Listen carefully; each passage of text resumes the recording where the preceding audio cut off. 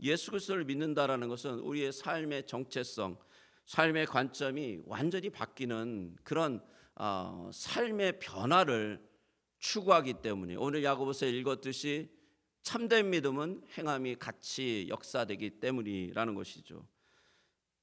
오늘 우리가 함께 나눠야 되는 이 내용 참된 믿음은 그리스도를 믿고 있다라는 것이 어떤 것인지, 그리스도와 함께 연합하여 산다라는 것이 무엇인지를 깨닫는 부분이라고 할 수 있습니다. 자, 그러면 성경에서 이야기하는 이 믿음에 대해서 너무 잘 정리되어 있는 우리 하이델베르그 캐테키즘을 한번 같이 읽어보고 이 믿음에 대해서 어떻게 정리하고 있는가 한번 보겠습니다. 20번 문제죠. 모든 사람들이 아담을 통하여 타락한 것처럼 모든 사람들이 그리스도를 통하여 구원을 받는 것입니까? 답 같이 읽겠습니다. 시작. 아닙니다. 참된 믿음으로 그리스도에게 접붙여져서 그의 모든 복을 받는 사람들만이 구원을 받습니다. 참된 믿음이 너무 중요하죠. 참된 믿음으로 그리스도에게 접붙여져야지만 그의 모든 복을 받는 사람들이 구원을 받는다고 나와 있습니다. 21번 제가 읽겠습니다. 그러면 참된 믿음이란 무엇입니까? 우리 같이 한번 답을 읽겠습니다. 시작.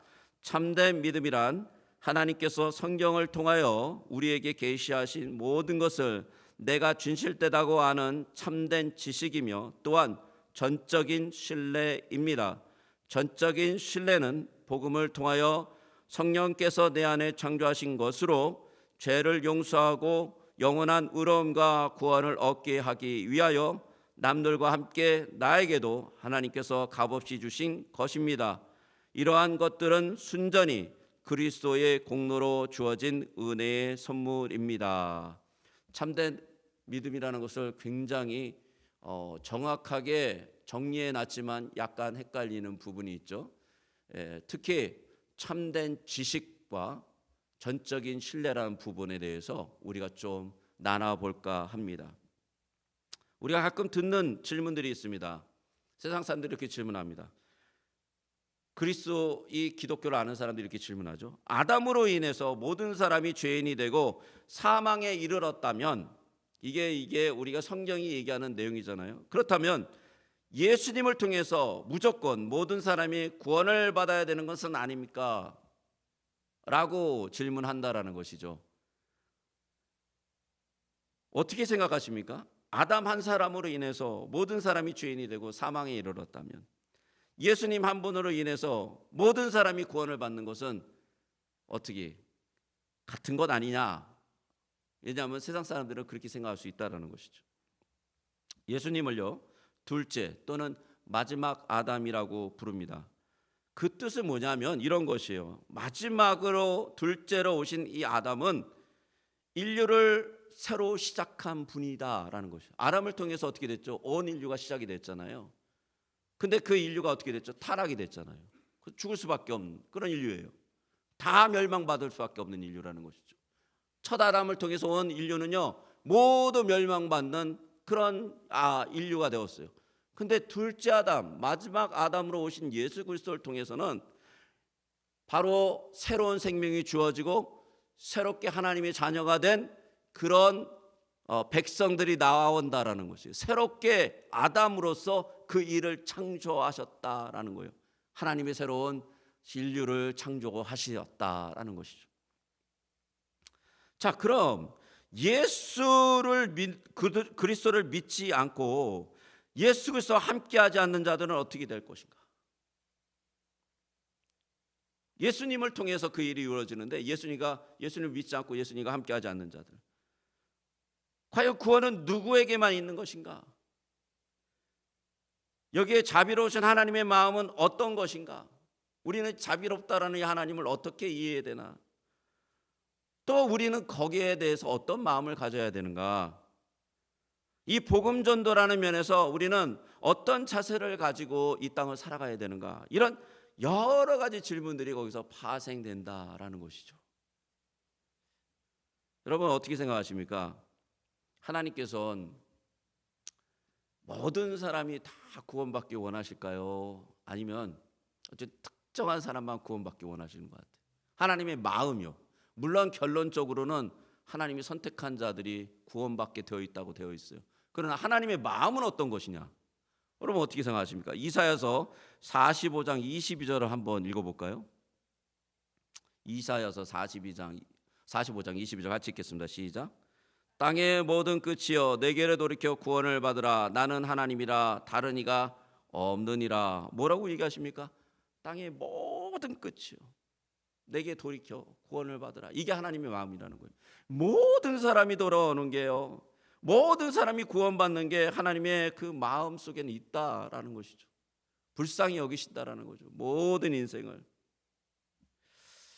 베드로후서 3절 9절은 이렇게 얘기하고 있습니다. 우리 같이 한번 읽어볼까요? 베드로후서 3장 9절 같이 읽겠습니다. 시작.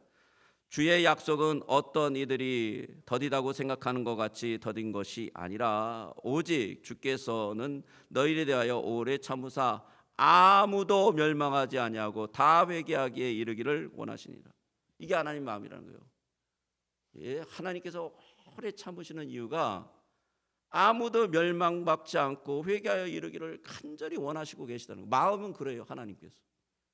그런데 결론적으로는 어떻습니까? 인간이 계속 반항하고 인간이 계속 잘못되게 나가고 있다는, 삐딱하게 나가고 있다는 것이죠. 그리스도의 재심이 아직 안 이르는 것은 하나님의 때를 기다리는 것이기도 하지만 이것은 하나님께서 사람들이 회개하고 돌아오기를 기다리고 계시는 그 시간이라는 것이죠. 그 시간이요 2000년이면 2000년. 이 하나님의 마음을 좀 아시겠습니까? 얼마나 오랫동안 기다리시는지. 디모데 전서 2장 4절을 같이 한번 읽겠습니다. 시작. 하나님은 모든 사람이 구원을 받으며 진리하는 데 이르기를 원하시니라. 모든 사람이 구원을 받으며 진리를 아는데, 우리가 참된 지식, 참된 믿음이 어디서 온다고요? 아는 지식으로부터 온대잖아요. 근데 그걸 알기를 하나님이 어떻게 하신다고요? 원하신대요. 사도 바울은 디모데에게 보내는 편지에서 하나님의 마음을 이렇게 전하고 있습니다. 하나님의 마음은 모든 사람이 자신의 죄를 깨닫고 하나님 앞에 돌아오기를 바라시고 계세요. 이게 굉장히 중요한 개념이죠. 신학적으로는요, 구원받은 자들과 구원받지 못할 자들이 벌써 정해졌다라고 얘기해요. 그것을 구원론이라고 그러죠. predestination, 정해졌다라는 것이에요. 성경은 구원론을 지지하고 있어요. 결과적으로는 그렇게 될 거예요. 그러나 우리는 하나님이 아니잖아요. 우리는 누가 구원받을지, 누가 구원을 받지 못할지 모릅니다. 그러기에 우리는 모든 사람이 구원의 복음을 받을 수 있도록 전해야 되고요, 우리의 눈으로 보기에는 구원에 합장하지 않은 악인들이라고 할지라도 어떻게 보면은 그는 하나님이 예정하신 그 구원자일 수 있다라는 것이죠. 하나님의 마음이 모든 사람이 구원받기를, 모든 진리를 알기를 원하시기 때문이다라는 것이죠. 참된 믿음을 가진 사람들은요, 이 마음을 갖고 있어요. 이 마음. 자, 근데 문제는 무엇이냐? 하나님의 마음은 그러세요. 그런데 인간에게 문제가 발생됩니다. 인간에게 어떤 문제들이 있냐면, 인간의 죄와 그 비참함, 스스로 구원할 수 없을 정도로 타락한 인간이라는 것이죠. 그 죄의 능력은 뭡니까? 죄의 그 열매를 맺는데 그 대가는 사망이라는 거예요. 인간이 만들고 있는 모든 것은 사망으로 달려가고 있다라는 것이에요.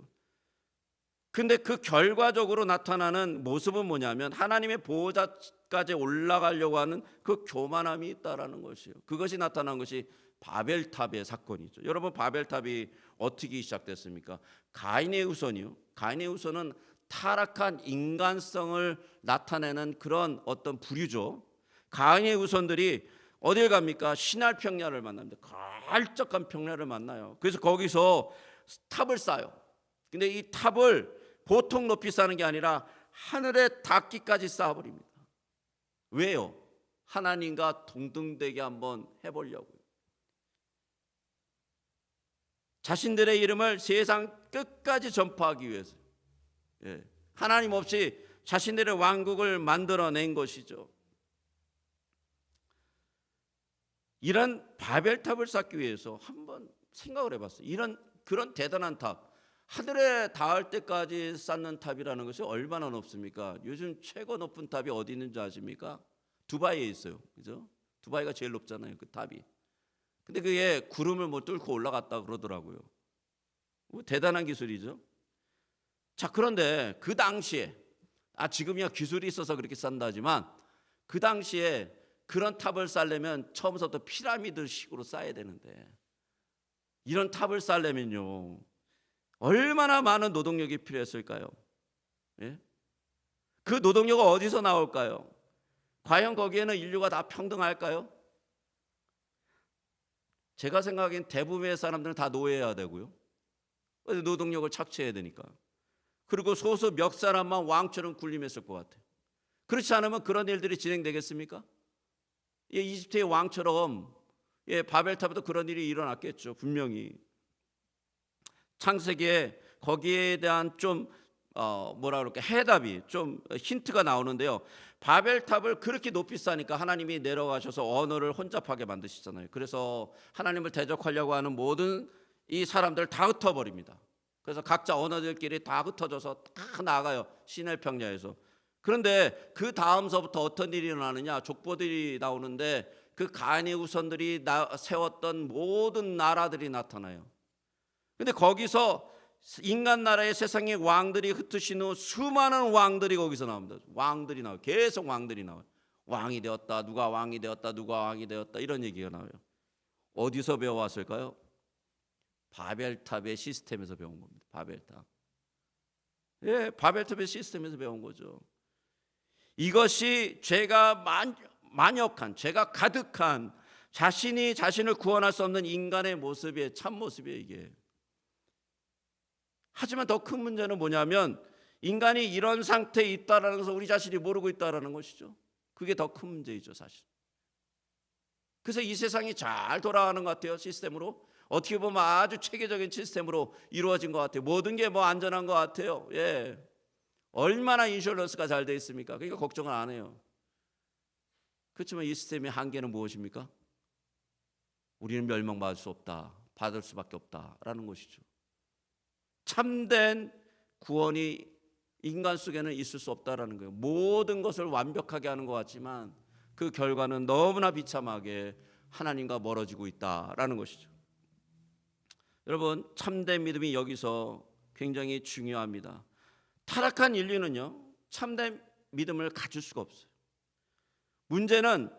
더 큰 문제는 참된 믿음의 대상을 우리 스스로가 선택할 수 있는 능력이 상실되었어요. 우리가 하나님을 찾을 수 있는 능력이 상실되었다라니까요. 우리 안에는 타락한 본성으로 인해서 하나님을 사랑할 수 없을 정도로 되어버렸다라는 것이에요. 이런 자들에게는요, 다른 방법이 없습니다. 우리 안에 새로운 생명의 본성이 시작되지 않는 이상 우리는 하나님을 찾을 수도 없고 하나님을 만날 수도 없고 하나님을 기릴 수도 없는 사람이 된다라는 것이, 이 새로운 마음, 새로운 생각, 새로운 생명이 시작되어야 되는데 이 새로운 생명이 오직 예수 그리스도에 의해서 시작되었다라는 것이 오늘 우리가 나누는 내용입니다.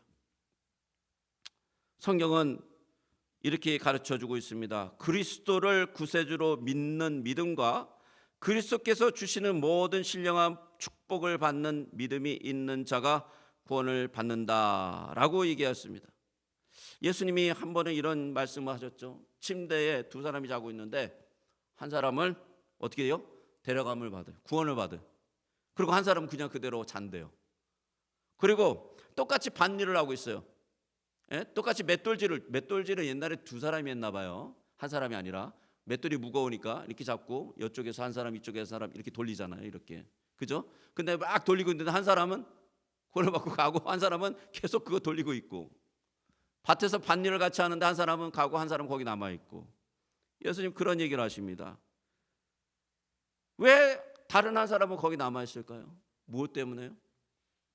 이유는 딱 한 가지입니다. 그리스도의 관계 때문이죠. 그리스도의 관계. 즉 구원받은 사람은 그리스도로 인하여 택함 받은 사람이고 그리스도의 관계가 맺어져 있는 사람이라는 것이죠. 그 참된 믿음이라는 것은요, 예수 그리스도의 구원의 관계, 예수 그리스도의 관계 속에 이루어져 있는 그런 믿음이라는 것이.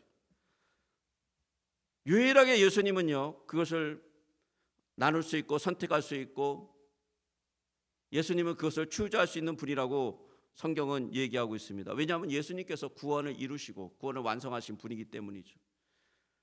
하지만 믿는 자들에게 구원의 반석이 보배이지만, 그렇지만 믿지 않는 자들에게는요, 이 구원의 반석이요, 걸려 넘어지는 걸림돌이라고 얘기하고 있어요. 이 희한하죠?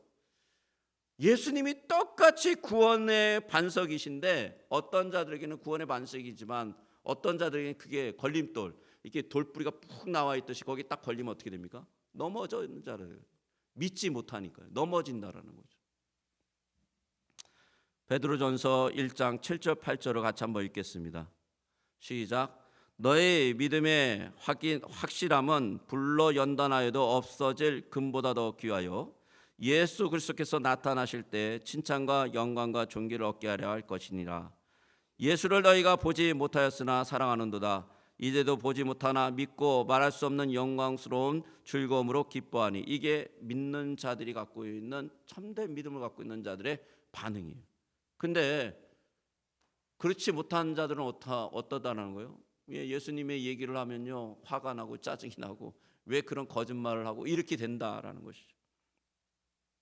분명한 것은요, 그리스도로 말미암아 그 마음과 영혼이 변화가 된 자들은 그리스도께 순종하고 그 말씀에 순종하게 된다라는 거예요.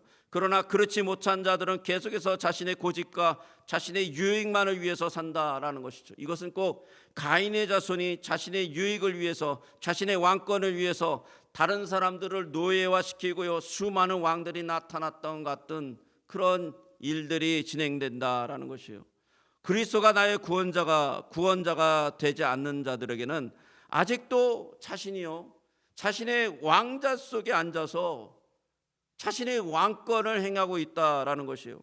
자신이 왕자에 앉으면 진정한 왕이신 그리스도와의 관계는 어떻게 되겠습니까? 예수 그리스도께서 구원을 이루시기 위해서 하신 일을 진정으로 자신의 목숨을 내어놓는 그런 왕이시지 않습니까? 참된 왕이시라는 것이죠. 자신을 희생하는 왕이시죠. 그래서 예수님이 그렇게 얘기하시죠. 내가 내 양을 위해서 내 목숨을 내어놓으라, 내버리노라 라고 말씀하신 대로 예수님은 그런 왕이세요. 이런 왕과 우리가 정말 관계를 맺는다라는 것은 어떤 일일까요? 우리에겐 어떤 변화가 일어날까요? 참된 왕이신 예수 그리스도와 나의 관계가 맺어진다면 우리는 어떻게 살아갈까요? 그리스도의 관계, 그분을 위한 것이든 그분과 함께한 것이든 아니면 그분을 배척하든 둘 중에 하나라는 것이에요. 왜냐하면 그분이 진정한 왕이시기 때문에. 이 거짓 왕이 진정한 왕한테 순종하든지, 아니면 이 거짓 왕을 계속 살아가고 진정한 왕을 배척하든지, 둘 중에 하나라는 것이에요. 중간이 없어요. 거기에는 중간이. 마태복음 12장 30절을 같이 한번 읽어볼까요? 같이 읽겠습니다. 시작.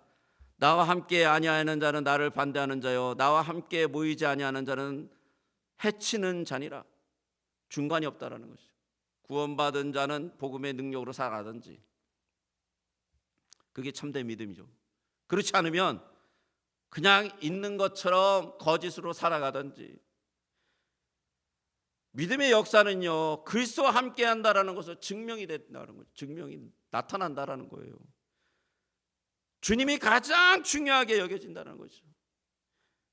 주님이 나의 인생의 목표가 된다라는 것이에요. 다른 게 눈에 들어오지 않는다라는 것입니다. 아니, 여러분 삶 속에 주님보다 더 높게 뭔가 들어온다면요, 한번 생각해 봐야 돼요. 왜 그런가? 물론 템프테이션도 있고요, 유혹도 있습니다. 그러나 주님과 함께한 자들은요, 그 어떤 것도 주님보다 더 높게 들어올 수 없다라는 것이죠. 히브리서 2장 3절을 한번 같이 읽겠습니다. 시작. 우리가 이같이 큰 구원을 등한히 여기면 어찌 그 봉을 피하리요? 이 구원은 처음에 주로 말씀하신 바요 들은 자들이 우리에게 확증한 바니. 무슨 얘기냐? 우리에게 주어진 그 구원이 얼마나 큰지 그것을 등한히 여길 수 없다. 무시할 수 없다라는 거예요. 무시할 수 없다.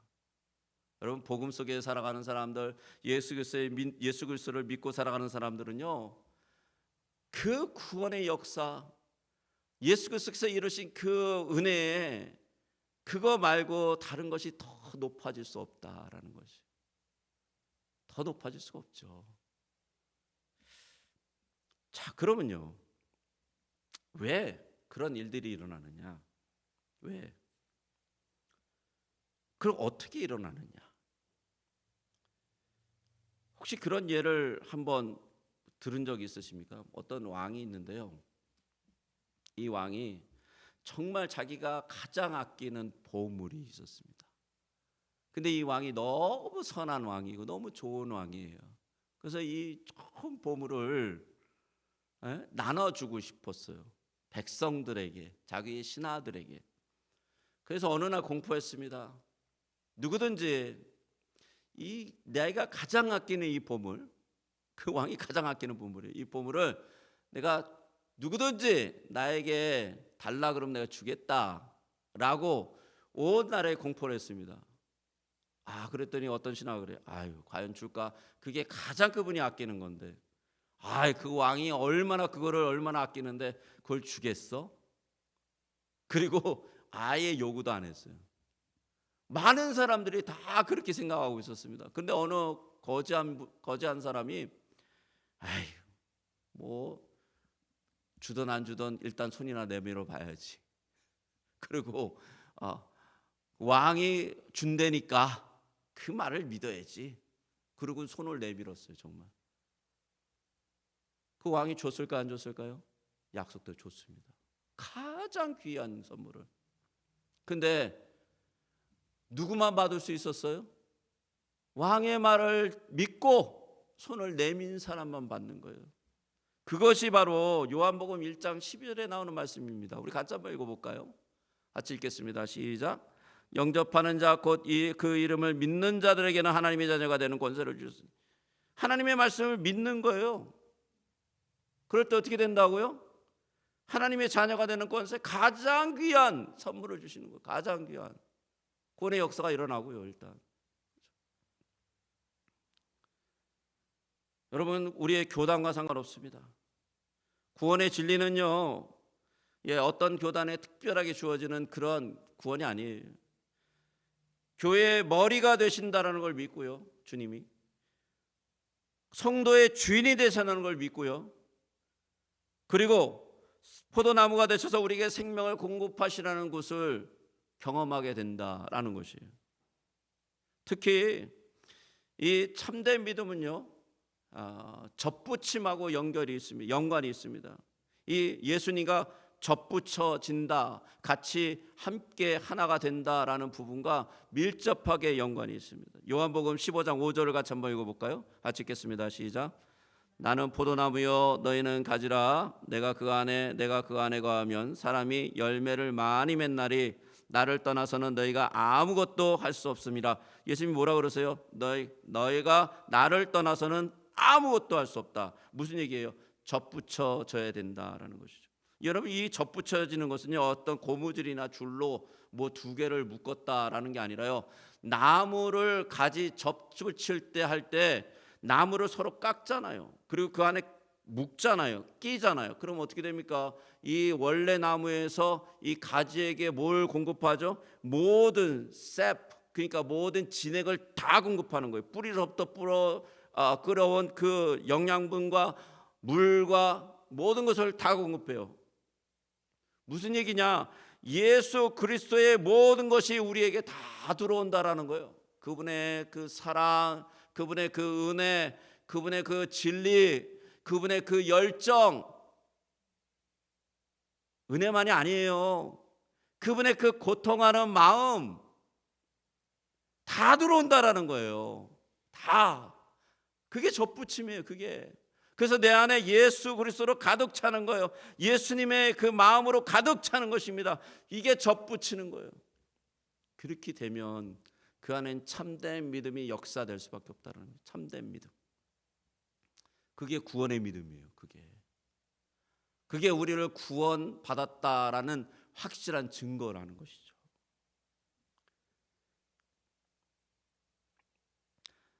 믿음이란 하나님의 선하심과 역사하심이 우리 삶 속에 들어오도록 하는 유일한 도구입니다. 믿음.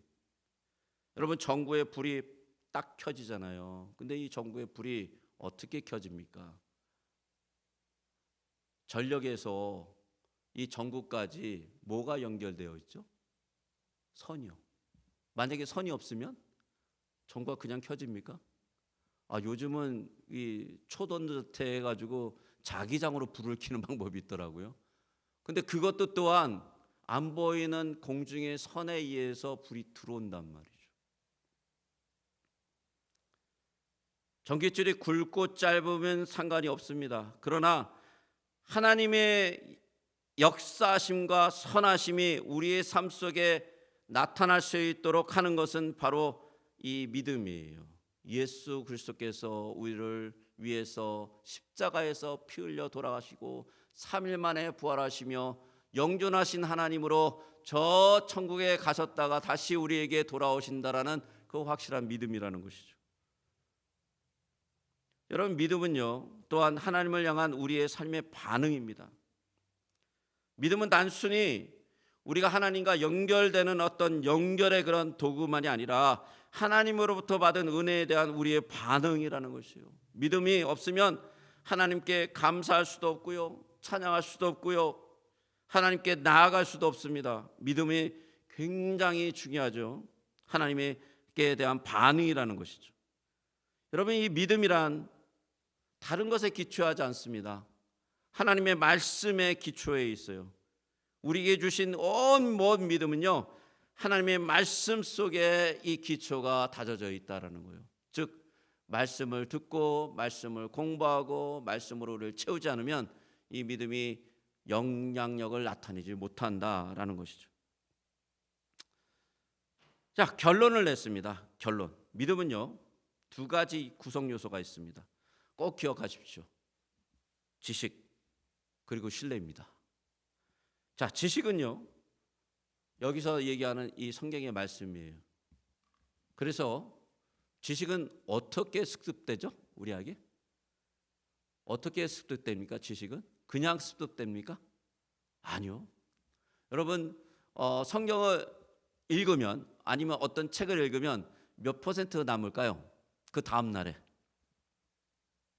몇 퍼센트 남을 것 같아요? 20%도 안 남습니다. 읽으면 그래요. 읽으면. 그러면 거기에 대해서 묵상하고 조금 더 이렇게 깊이 공부를 하면 몇 퍼센트 남을까요? 한 30에서 50% 남을 거예요. 그죠? 그런데 만약에 그것을 외우면 몇 퍼센트 남을까요? 다음 날에? 안 까먹으면 100% 남죠. 무슨 얘기를 하느냐? 지식은요 우리가 공부하고 묵상하고 그거에 대해서 받아들여야지만 남는다라는 거예요. 그리고 이 믿음, 참된 믿음은 신뢰라는 부분이 있습니다. 우리가 배웠던 이 말씀, 우리가 들었던 이 말씀을 어떻게 해야 된다고요? 신뢰. 신뢰는 뭐가 같이 동행됩니까? 행함이 동행됩니다. 우리가 믿음으로 살아가잖아요. 우리가 신뢰하는 것으로 믿고 살아가잖아요. 여러분, 비행기를 왜 탑니까? 우리가 기장을 신뢰하기 때문에 타죠. 비행기가 떨어진다면 우리가 탈 수 있습니까? 못 탑니다. 신뢰하니까 타는 거예요. 우리의 차가 고장 안 나고 핸들에 이상이 안 생기고 잘 간다고 생각하니까 100마일씩 80마일씩 밟잖아요. 만약에 그게 어느 날 어느 순간에 갑자기 고장 난다고 생각하면 신뢰할 수 없다면 우리가 차 타고 다니겠습니까? 못 합니다. 똑같죠. 하나님을 믿는 것과 하나님을 아는 지식은 같이 역사돼야 된다. 오늘 이 말씀을 좀 생각하면서 우리 참된 믿음이 무엇인가 우리가 생각을 해봤습니다. 우리 이 시간에 또 기도하면서 우리 참된 믿음에 대해서 또 강구를 했으면 좋겠습니다. 특히 우리 예수 그리스도께서 통해서 참된 믿음을 갖게 해 주시옵소서. 예수 그리스도를 통해서 참된 믿음을 갖게 되니까요. 말씀에 기초한 믿음을 갖게 해주시옵소서. 말씀에 기초가 없으면 이 믿음이 참될 수가 없습니다. 그래서 말씀에 기초한 믿음을 갖게 해주시옵소서. 우리 기도하고 나가겠습니다. 우리